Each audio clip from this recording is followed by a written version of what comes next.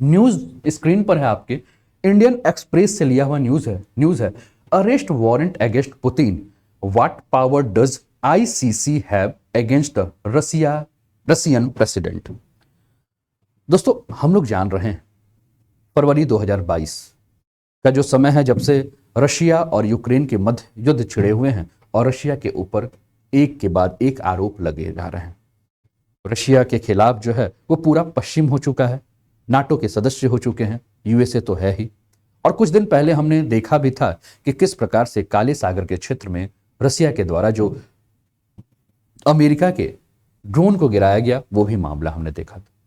लेकिन 2 दिन में एक ऐसी घटना हुई है जो कि घटना कई लोगों को सोचने में मजबूर कर देगी। घटना में आईसीसी भी जुड़ चुका है, यानी कि अंतर्राष्ट्रीय अपराध न्यायालय जो है, इसके बारे में भी हम बात करेंगे।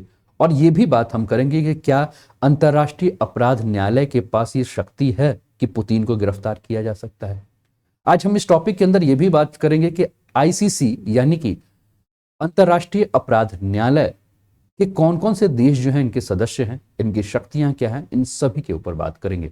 और पुतिन के अलावा किस और के ऊपर जो है वो आईसीसी ने जो है वो गिरफ्तारी वारंट जारी किया है, इन सभी पर बात करेंगे। तो क्या आप इन सभी बातों को सुनने के लिए तैयार हैं? ठीक है, यहां तो सूर्य की किरण बिखरी हुई है सर। ठीक है, चलिए। This is the first time that the international criminal court has, ICC का फुल फॉर्म क्या है दोस्त? International criminal court. हिंदी में हम क्या कहते हैं? हिंदी में हम कहते हैं अंतर्राष्ट्रीय अपराध न्यायालय। तो ये पहली बार ऐसा हुआ है कि this is the first time that the international criminal court has issued N arrest warrant against one of the 5 permanent member of UN secretary council. What happens next? अब ये पहली बार हुआ है कि सुरक्षा परिषद के 5 जो परमानेंट सदस्य हैं उनमें से एक के खिलाफ जो है वो आईसीसी ने जो है वो अरेस्ट वारंट जारी कर दिया है। क्या आप मुझे बता सकते हैं कि जो सुरक्षा परिषद के अन्य 4 सदस्य हैं वो कौन कौन से हैं? एक का नाम तो हमने रशिया आपके साथ चर्चा कर दी है, 4 और कौन है वो कमेंट में आप लोग फटाफट जो है वो बता दीजिए। ठीक है, अब ये पहली बार ऐसा हुआ है, क्या क्या हुआ है इसके ऊपर हम लोग चर्चा करेंगे। ठीक है, आप देख रहे हैं सिचुएशन इन यूक्रेन, 17 मार्च का ये न्यूज कटिंग है, 17 और 18 2 दिन इस न्यूज को जो है वो लिया गया था, है ना। सिचुएशन इन यूक्रेन, आईसीसी जज issue arrest warrants against Vladimir Putin and Maria Belova. ठीक है, ये 2 लोगों के खिलाफ जो है, और ये पहली बार ऐसा हुआ है दोस्त कि अंतर्राष्ट्रीय अपराध न्यायालय के द्वारा संयुक्त राष्ट्र सुरक्षा परिषद के 5 स्थायी सदस्यों में से एक के खिलाफ गिरफ्तारी वारंट जारी किया गया।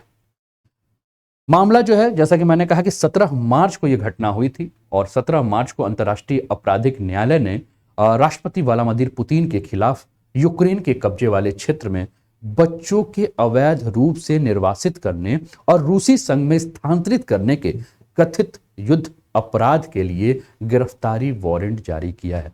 किसके लिए जारी किया है? शब्दों पे ध्यान दीजिएगा। किस लिए? तो यूक्रेन के कब्जे वाले, यानी कि वह क्षेत्र जो कि रसिया के मिलिट्री ने यूक्रेन पर कब्जा किया हुआ है, उस क्षेत्र में क्या किया है? बच्चों को अवैध रूप से निर्वासित करने और रूसी संघ में स्थानांतरित करने के आरोप में युद्ध अपराध के लिए गिरफ्तारी वारंट जो है वो जारी किया गया है आईसीसी के द्वारा। किसको? व्लादिमीर पुतिन, जो कि रशिया के राष्ट्रपति। इंटरनेशनल क्रिमिनल कोर्ट ने कहा है कि ये पूरी की पूरी जो घटना है ये वार क्राइम है, और वार क्राइम जो है इसके लिए हम क्या कर रहे हैं? व्लादिमीर पुतिन को जो है वो गिरफ्तारी वारंट जो है वो जारी कर रहे हैं। क्यों? क्योंकि पुतिन की सेना ने क्या किया है? यूक्रेन के बच्चों का अपहरण किया है और अपहरण करके इनको जो है डिपोर्टेशन किया है, और इसके लिए, इस अपराध के लिए वो जिम्मेदार है। अब जैसे ये पूरा का पूरा मामला हुआ, यानी कि यूक्रेन के राष्ट्रपति ने, जो यूक्रेन के राष्ट्रपति कौन है? आपके जेलेंस्की। तो जेलेंस्की ने इस पर रिएक्शन देते हुए क्या कहा कि देखिए भैया, ये तो महज अभी शुरुआत है, ये तो पुतिन के लिए एक जो है, जो पुतिन के विनाश की अगर हम बात करें तो पुतिन के विनाश की ये मात्र एक शुरुआत है, और आईसीसी ने ये जो काम किया है उसको मानने के, मतलब आईसीसी ने कहा कि देखो भैया, इसको मानने के हमारे पास ढेर सारे जो है वो आधार हैं। उन्होंने कहा कि देखिए, ये केवल अपराध जो है, इस अपराध को ही अंजाम नहीं दिया गया, बल्कि इसमें दूसरों की जो है वो मदद भी की है। कोर्ट ने जब रशिया के राष्ट्रपति के खिलाफ गिरफ्तारी वारंट जारी किया तो उसने ये सीधे कहा कि रूस जो क्या कर रहा है, यानी कि रूसी राष्ट्रपति जो है वो क्या कर रहे हैं, बच्चों को निर्वासित करने वाले अन्य लोगों को रोकने के जगह पे जो है वो अपने अधिकारों का निरंकुश प्रयोग कर रहे हैं। और इसी के लिए जो है वो पुतिन के अलावा अगर हम बात करें, ठीक है, तो पुतिन के अलावा एक और महिला जो है जिनके खिलाफ जो है ये गिरफ्तारी वारंट जारी किया गया है, ये महिला आपके स्क्रीन पर देखने को मिल रही है, इनका नाम है मारिया लावोवा वेलोवा। तो मारिया लावोवा वेलोवा को के लिए भी जो है वो गिरफ्तारी वारंट जो है वो जारी किया है। रूस ने दोस्तों पिछले वर्ष यानी कि 24 फरवरी 2022 को जो है वो हमला किया था, और इसके बाद अगर हम बात करें तो दोनों देशों के बीच अभी तक अगर हम देखें तो जंग जारी है। इस दौरान यूक्रेन कई बार जो है वो रूस के ऊपर यह आरोप लगा चुका है कि रूस जो है वो क्या कर रहा है, अत्याचार कर रहा है। किसके ऊपर? यूक्रेन के ऊपर। लेकिन बार बार मॉस्को जो है वो क्या कह रहा है, मॉस्को कह रहा है कि, मॉस्को यानी कि रसिया की राजधानी, मॉस्को क्या कह रहा है, मॉस्को कह रहा है कि देखिए युद्ध के दौरान हम किसी भी प्रकार का कोई भी आरोप नहीं कर रहे हैं, हम वहां के मानव को यानी कि यूक्रेन के जितने भी मानव हैं उनके ऊपर किसी भी प्रकार का कोई अत्याचार नहीं कर रहा। लेकिन आईसीसी यानी कि अंतर्राष्ट्रीय अपराध न्यायालय क्या कह रहा है, वो बार बार ये कह रहा है कि यूक्रेन के क्षेत्र में बच्चों को जो है वह गैर कानूनी तरीके से बेदखल किया गया है। और यह भी कहा जा रहा है कि रूस के जो चाइल्ड राइट कमिश्नर हैं, जो कि आपके स्क्रीन पर देखने को मिल रही है, जिनका नाम है मारिया लावोवा बेलोवा, कहा जा रहा है कि ये भी इसमें जो है वो पुतिन के साथ मिली हुई हैं, इसलिए इनके खिलाफ भी गिरफ्तारी वारंट जो है वो जारी किया जा रहा है। विश्व के जितने भी मानवाधिकार समूह हैं वो सीधे कोर्ट का जब यह फैसला आया तो वो स्वागत कर रहे हैं, क्योंकि मानव अधिकार के समूह यानी कि जो भी ह्यूमन राइट्स वाले हैं वो सीधे यही बात कह रहे हैं कि एक साल से रसिया जो है वो मानव अधिकार की धज्जियां उड़ा रहा है। एक साल से रशिया यूक्रेन के अंदर बच्चों को मार रहा है, महिलाओं के साथ बलात्कार कर रहा है, बहुत सारी ऐसी चीजें देखने को मिल रही हैं जो कि कर रहा है कौन? रशिया, रशिया की आर्मी। जेलेंस्की बहुत खुश हुए और जेलेंस्की कहा कि चलो भैया अब तो मेरी बात कोई सुन रहा है, और ये महज तो शुरुआत है, ये तो शुरुआत है, अभी तो कुछ है ही नहीं भैया। पुतिन ने तो जो किया है उसके लिए तो कुछ मिल ही नहीं रहा है ना। और इन्होंने सीधे कहा है इस बात को लेकर कि जो भी यूक्रेन के साथ ये जो चीजें हो रही हैं, ये बातें विश्व के लोगों को पता चल रहा है, अंतर्राष्ट्रीय अपराध न्यायालय इसको संज्ञेय ले रहा है, अपने संज्ञान में ले रहा है, तो ये अच्छी बात। और जितने भी ये मानवता के खिलाफ रशिया ने यूक्रेन में अपराध किए हैं, जो भी नरसंहार किए हैं, उन सभी का जो है वो जांच होना चाहिए, और जांच होके जो है वो फैसला आना चाहिए। लेकिन फिर से प्रश्न एक चीज और है, प्रश्न हमारे दिमाग में क्या हो रहा है, प्रश्न हमारे दिमाग में यही हो रहा है दोस्त कि क्या कैन पुतिन बी अरेस्टेड? क्या आईसीसी के पास ये पावर है कि वो पुतिन की गिरफ्तारी कर सकता है? क्या आईसीसी ने जो ये वारंट जारी किए हैं, इस वारंट जारी करने के बाद ये शक्ति है कि पुतिन को गिरफ्तार किया जा सकता है? ये एक बहुत बड़ा प्रश्न है। ये प्रश्न आपके भी दिमाग में होगा। आपने भी ये सब जब जो भी समाचार पत्र होंगे जो आपके घर आते होंगे या न्यूज के माध्यम से जब आपने देखा होगा, तो आपके दिमाग में प्रश्न होगा कि क्या आईसीसी ये कर सकता है? पावर है क्या आईसीसी के पास? बताइए, ये प्रश्न आपके दिमाग में भी, ठीक है? ठीक है, क्लियर है? प्रश्न आपके दिमाग में भी होगा। तो भैया आईसीसी ने वारंट तो जारी कर दिया है, लेकिन उसके पास संदिग्ध गिरफ्तारी की कोई भी शक्तियां नहीं है। वह सिर्फ उन देशों को के ऊपर इस अधिकार का इस्तेमाल कर सकता है जिन्होंने इस कोर्ट की स्थापना करने वाले समझौते पर जो है वह हस्ताक्षर किए हैं। और रूस जो है आईसीसी के इस एग्रीमेंट के ऊपर कोई हस्ताक्षर नहीं किया है, इसलिए पुतिन की गिरफ्तारी होना जो है वह असंभव है। फिर आपके दिमाग में होगा कि जब पुतिन की गिरफ्तारी होना असंभव है तो है क्या ये? तो सिंपल से चीज है भैया, जो भी, जैसे एक और भी आपको कटिंग दिख रहा है, ICC issues arrest warrants against Putin, लिख तो आपने हमने फैसला सुन लिया कि नहीं हो सकता है। तो आपके दिमाग में एक प्रश्न होगा कि सर ये आईसीसी है क्या? इंटरनेशनल क्रिमिनल कोर्ट है क्या? अंतर्राष्ट्रीय आपराधिक न्यायालय है क्या? तो आईसीसी के बारे में अगर हम बात करें दोस्तों, तो आईसीसी का जो मुख्यालय है वो हमें कहां देखने को मिलता है? तो हेग में देखने को मिलता है। और हेग कहां है? नीदरलैंड में है। इसकी स्थापना अगर हम बात करें तो 1998 में जो है इसकी स्थापना हुई है। और स्थापना कैसे हुई है? तो एक संधि के तहत हुई है, जिसको रोम संविधि कहा जाता है। क्या कहा जाता है? रोम संविधि कहा जाता है। और इस संधि के तहत जो है वो आईसीसी की जो है वो स्थापना हुई। अब ये करता क्या है? तो अगर आईसीसी ये करता है कि अंतर्राष्ट्रीय स्तर पर जो है किसी भी प्रकार का कोई अपराध होता है तो उस अपराध की जांच करता है और उसके लिए वारंट जारी करता है।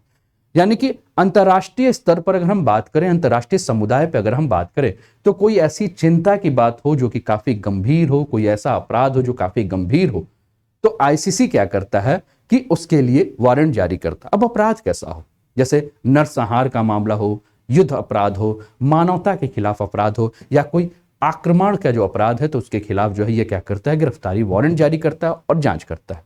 वर्तमान में अगर हम बात करें तो वर्तमान में आईसीसी में 123 सदस्य जो हैं वो इसके मेंबर हैं। कौन कौन से सदस्य इसके मेंबर हैं इसके ऊपर हम बात करें, लेकिन उसके पहले एक बार फिर से हम लोग इस मैप को देखें। ये आपको यूक्रेन के राष्ट्रपति, ये आपको रशिया के राष्ट्रपति नजर आ रहा है, ये यूक्रेन नजर आ रहा है, ये बेलारूस है, रशिया यूक्रेन के पूर्व में आप देखिए तो रशिया है, नीचे अगर आप देखेंगे तो काला सागर आपको यानी कि ब्लैक सी आपको देखने को मिलेगा। ठीक है, अब हम एक चीज और भी देखें, ये आप अपने स्क्रीन पर देख रहे हैं, एक चीज और देखें, किसके लिए मैंने कहा, तो मैंने कहा जीनोसाइड करने के लिए, यानी कि नरसंहार करने के लिए जो है वो क्या किया जाता है कि नरसंहार हो या किसी भी प्रकार का अपराध हो तो इसके लिए आईसीसी जो है वो जांच कर सकती है, और जांच करने के अलावा अगर हम बात करें तो वारंट जो है वो जारी कर सकती है। आप देख रहे हैं कि ये विरोध प्रदर्शन, ये आपको पुतिन का जो है ये स्केच नजर आ रहा हो जिसके ऊपर ब्लड का जो है वो एक इसके माध्यम से जो है ये बताया जा रहा है कि पुतिन के चेहरे पे जो है वो खून के छींटे पड़े हुए हैं, और ये खून के छींटे जो हैं वो किसके हैं, ये खून के छींटे जो हैं वो यूक्रेन के अंदर जो इन्होंने बच्चों की हत्या की, जो महिलाओं की हत्या की, महिलाओं का जो बलात्कार हुआ, बहुत ही ज्यादा ऐसे लोग थे जिनको इन सब से मतलब नहीं था, उनकी हत्या की, तो उनके खून के छींटे जो हैं वो पुतिन के चेहरे पर ये कुल मिला के कहें तो एक इमेज के माध्यम से जो है एक विरोध प्रदर्शन किया गया है। आप देख रहे हैं, आप अपने स्क्रीन पर देख रहे हैं दोस्तों, ये आपको इंटरनेशनल जो है वो क्रिमिनल कोर्ट नजर आ रहा होगा, और यहां हम बात करें तो ये हमारा देश भारत दिख रहा है जो कि इसका मेंबर नहीं है। आप जितने भी पिंक कंट्रीज नजर आ रहे होंगे, जो भी आपको पिंक पिंक पे नजर आ रहे हैं, ये सभी जो है इस पर साइन नहीं किए हैं। जितने भी आपको ब्लू कंट्रीज नजर आ रहे हैं, जैसे कि आपको कनाडा नजर आ रहा है, आपको मैक्सिको नजर आ रहा है, आपको साउथ अमेरिकन कंट्रीज नजर आ रहे हैं, आपको अफ्रीकन कंट्रीज नजर आ रहे हैं, आपको वेस्टर्न यूरोपियन कंट्रीज आप देख रहे होंगे, है ना, यहाँ ग्रीनलैंड वाला एरिया नजर आ रहा होगा आपको, इधर ऑस्ट्रेलिया नजर आ रहा होगा। ठीक है, ये जितने भी ब्लूज में आपको कंट्रीज नजर आ रहे हैं, ये सब ने जो है वो आईसीसी यानी कि इंटरनेशनल क्रिमिनल कोर्ट के में जो है वो उन्होंने क्या किए हैं, हस्ताक्षर किए हैं। अब हम बात करते हैं द फर्स्ट परमानेंट कोर्ट है ये किसके लिए, तो वार क्राइम्स के लिए, क्राइम अगेंस्ट ह्यूमनिटी और जीनोसाइड, यानी कि कोई भी आपका युद्ध अपराध हो या कोई भी ऐसा अपराध जो कि मानवता के खिलाफ हो या नरसंहार हो, तो उस पर जो है ये क्या कर सकती है, जांच कर सकती है। टोटल 123 कंट्रीज इसके मेंबर हैं, जैसे कि ब्रिटेन है इसमें, जापान है इसमें, अफगानिस्तान है इसमें, जर्मनी है, तो कुल ऐसे ही 123 सदस्य जो हैं इसमें इसके मेंबर हैं। 2002 में अगर हम बात करें जुलाई में, तो entry into force of Rome statute the founding treaty, जनवरी 2003 में अगर हम बात करें तो ये कोर्ट जो है वो काम करना शुरू कर गई थी। है कहाँ, ये नीदरलैंड के हेग में। 18 जज जो हैं इस समय इसके अंतर्गत जो हैं, ठीक है। और आप देख रहे हैं, अगर हम एशिया में अगर हम बात करें दोस्तों, तो एक चीज आप देखेंगे कि 2019 में फिलीपींस ने जो है अपनी सदस्यता यहां से वापस ले ली थी, विड्रॉल कर दिया था, जो कि आपके स्क्रीन पर जो है वो आपको देखने को मिल रहा है। तो मैं क्या कह रहा हूं, मैं ये कह रहा हूं कि टोटल 123 कंट्रीज हैं जिसमें ब्रिटेन, जापान, अफगानिस्तान, जर्मनी जैसे देश हैं। भारत इसका सदस्य नहीं है। संयुक्त राज्य अमेरिका के बारे में अगर हम बात करें तो संयुक्त राज्य अमेरिका भी आपको इसका सदस्य नहीं नजर आ रहा है, और रशिया की बात करें तो रशिया भी इसका सदस्य नहीं है। तो आपके दिमाग में प्रश्न होगा कि सर यूक्रेन के मामले में अगर आईसीसी एंट्री कर रहा है तो क्या यूक्रेन इसका मेंबर है? तो दोस्तों आपकी जानकारी के लिए मैं बता दूं कि यूक्रेन भी जो है वो इसका सदस्य नहीं है। अब संयुक्त राज्य अमेरिका जो है वो इसका सदस्य क्यों नहीं है? तो संयुक्त राज्य अमेरिका ने कहा कि देखो भैया, हम इससे दूरी बनाए रखेंगे और हम आईसीसी को उन देशों के नागरिकों के पर अधिकार क्षेत्र में प्रयोग नहीं करना देना चाहते हैं जो इसके पक्षकार नहीं है। ठीक है, तो भारत भी इसका सदस्य नहीं है, चीन भी इसका सदस्य नहीं है, ये सारी चीजें हम देख रहे हैं। अब आपके दिमाग में एक प्रश्न होगा कि what does the warrant mean for Putin, क्योंकि पुतिन के खिलाफ अगर ये वारंट जारी किया गया है जबकि रशिया जो है वो उसका सदस्य नहीं है, तो इसका अर्थ क्या है? बात समझ रहे हैं? तो आप देख रहे हैं कि पुतिन के खिलाफ जो जारी किया गया है वारंट, वो किस लिए किया गया है? तो कहा यह जा रहा है कि रशिया जो है वो क्या कर रहा है, वार क्राइम कर रहा है। रशिया क्या कर रहा है? रशिया युद्ध अपराध कर रहा है और मानव अधिकार का जो है वो हनन कर रहा है। तो ये वारंट जो है एक प्रकार से क्या है, वो चेतावनी है किसके लिए, रूस के राष्ट्रपति पुतिन के लिए, कि वो मानव अधिकारों का जो हनन कर रहे हैं और रूस में जिस प्रकार से निर्मम हत्याएं करा रहे हैं, जिस प्रकार से नरसंहार करा रहे हैं, वो एक तरह से उनके लिए चेतावनी है। लेकिन फिर एक प्रश्न ये भी उठता है कि चेतावनी है तो क्या इनके ऊपर कार्यवाही हो पाएगी। तो दोस्तों आपको एक चीज और भी ध्यान रखना होगा कि जब कोई भी राष्ट्राध्यक्ष या किसी पद पर रहेगा तो उसके खिलाफ अगर वारंट जारी होती है तो उसके खिलाफ आईसीसी कोई भी कार्यवाही नहीं कर सकता है।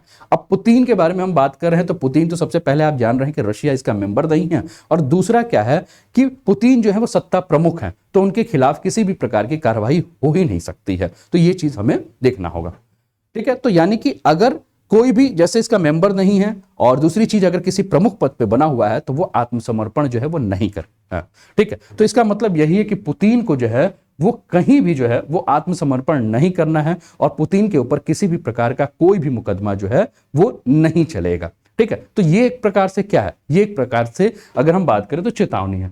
अगला जो प्रश्न आपके दिमाग में आएगा, does Ukraine recognize ICC jurisdiction, क्या यूक्रेन जो है वो आईसीसी के अधिकार क्षेत्र को जो है वो मान्यता देता है। तो जैसा कि मैंने कहा कि यूक्रेन जो है वो इसका रोम जो आपकी संधि हुई थी, रोम जो संविधि हुई थी, इसका कहीं भी जो है वो आधिकारिक सदस्य नहीं है, यानी कि वो इसका पार्टी सदस्य नहीं है, ठीक है। तो इसके तहत अगर हम बात करें तो ये इसका मेंबर है नहीं, ठीक है। तो इसके तहत अगर हम बात करें तो ये क्या कह रहा है, according to the ICC official website, Ukraine is not a part of this but it has twice exercise its option to accept ICC jurisdiction over alleged crime under the Rome statute occurring the its territory under article 12(3) of the, ठीक है। तो इसके बारे में यह कहा गया कि देखिए दो बार अगर हम बात करें तो यूक्रेन क्या कर रहा था कि दो बार रोम संविधि के तहत कथित अपराधों के लिए आईसीसी के अधिकार क्षेत्र को स्वीकार करने के लिए अपने विकल्पों को जो है प्रयोग कर रहा था, और उसके तहत ये जो अनुच्छेद, ये आर्टिकल आपको नजर आ रहे हैं 12(3),